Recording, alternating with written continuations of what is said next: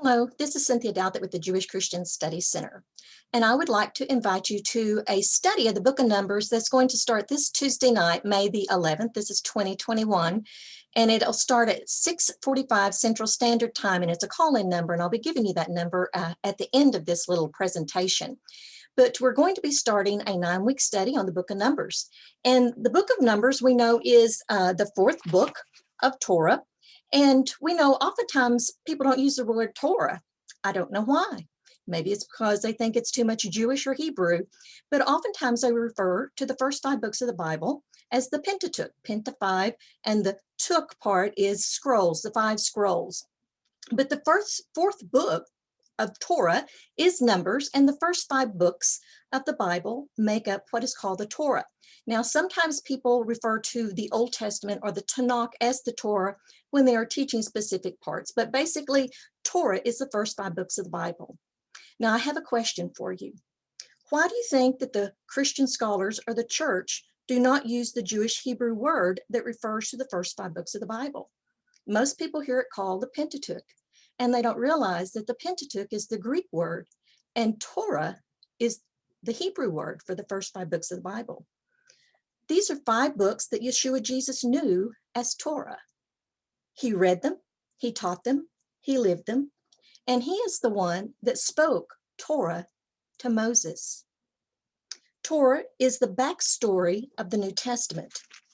Torah is the background of Yeshua Jesus, our Messiah, the word that was in the beginning. Torah's root word means to guide or to teach. We see this in Leviticus 10:11. And Yeshua is our guide. He is our teacher. He, as Adonai, led the mixed multitude out of Egypt. And of course, Egypt is a picture of sin, bondage in the world. Now, a lot of times people don't realize that it was a mixed multitude. It was Jew and non-Jew. It's the Hebrew children and the Gentiles that were being led out of Egypt. Yeshua is the great I am. He was and is the presence of God that was in the burning bush. He was the presence of God that was in the pillar of fire and the cloud that was leading the mixed multitude out of Egypt. And in the fullness of time, he was the babe in the manger, the Son of Man, the Son of God, that went to the execution cross, the execution stake, the cross, and who rose on the 3rd day. Torah is an ancient archery term meaning to hit the mark. Sinning is missing the mark. Torah is the blueprint. It is the pattern. It is the guide. It's the instructions. It's the teaching of how to hit the mark, how to live before Adonai God in a pleasing and acceptable manner. It's the first 5 books of the Bible where we see the instructions as to what pleases God and what does not. When he says, this is an abomination, do not worship me that way, because this is the way the pagans worship. It is within the Torah that we find the instructions, the 10 commandments. We also see the festivals, and the festivals are celebrations unto Adonai, Adonai the Lord. When we look at this idea of the first 5 books of the Bible, basically it's kingdom living.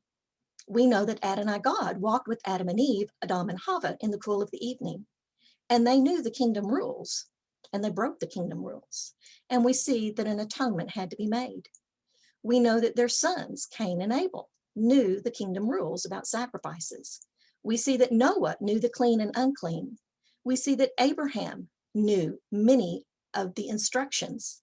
And we even see that Shabbat, the first festival that is given to mankind in Genesis at the very beginning, is also known and kept before the 10 commandments, where we officially see it as the 4th commandment. So we see the first 5 books of the Bible is truly about kingdom living. And when you stop and think, when Yeshua came in the fullness of time, and it says that he went about teaching and preaching, he was teaching that the kingdom of God is close at hand. It says he was teaching the good news. And when we think of the good news, we think of the gospel, death, burial, and resurrection. But we see that Yeshua Jesus was teaching the good news, that the kingdom of God is close at hand. As I often say, pattern and parallel. What we see in the first 5 books of the Bible is what we see in the New Testament. And it will be repeated again when Yeshua Jesus returns for the 1,000-year reign. It is all about kingdom living, how to live in his kingdom and in his presence. You know, he led the mixed multitude, Jew and non-Jew, out of Egypt, a picture of sin bondage in the world. And he was leading them to the promised land. And we see that that is the goal, the ultimate promised land, eternity. And Yeshua Jesus, our Messiah, will lead us into eternity when we are in relationship with him. So it's about learning and living the kingdom rules. It does no good to learn if you do not apply it to your life. So it is about kingdom living, how to live in his kingdom or his camp. Adonai, which is Yeshua, came down on Mount Sinai to teach the instructions, the Torah, the kingdom living. And when we read that, we see how people broke the kingdom rules. They did not follow the kingdom rules, and they were set outside the camp. You know, when you look at the book of Revelation, the last 2 chapters, it talks about those that are not in relationship. Basically, they are set outside the camp. They are separated, set apart, not to be in the presence of Adonai God for eternity. And that's what happened in the book of Revelation, where those people placed that do not live by his kingdom Torah, his rules, his instructions, his teachings. Those who are in relationship with the King, King Yeshua, follow him. That's a good question. Do you look like you're in relationship with the King, Yeshua Jesus the Messiah? Can people tell that you follow him? We see that the people were led out of Egypt into the ultimate promised land. And of course, that is the goal, as I stated before, the ultimate promised land, eternity, and that truly will be kingdom living, kingdom forever.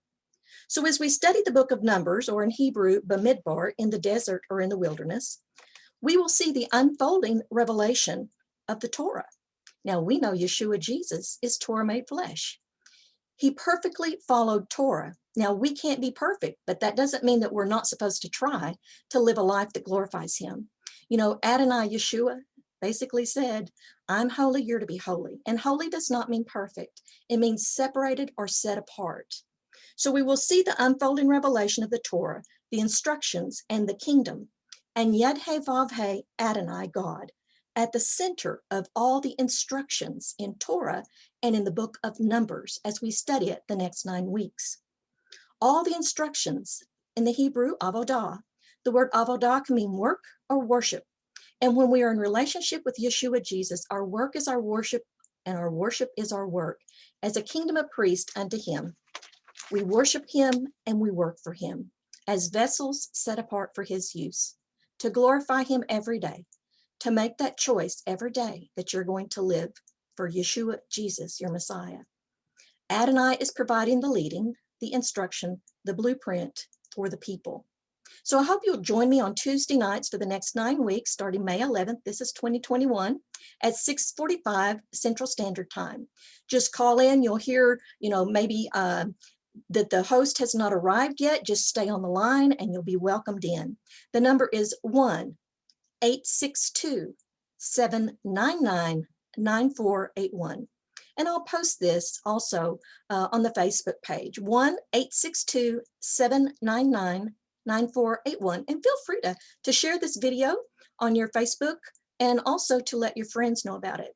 It's a great way to call in. You don't have to waste your gas money, so to speak. It's going to get a little, I think, tight with gas and fuel and our money. So this way you can just call in. You can stay in your sweats, your pajamas, or whatever, and just listen, take notes, and you'll be able to join me as we look at in the wilderness, Bamidbar, and how Torah reveals the coming of the Messiah and the kingdom of heaven. Shalom, shalom.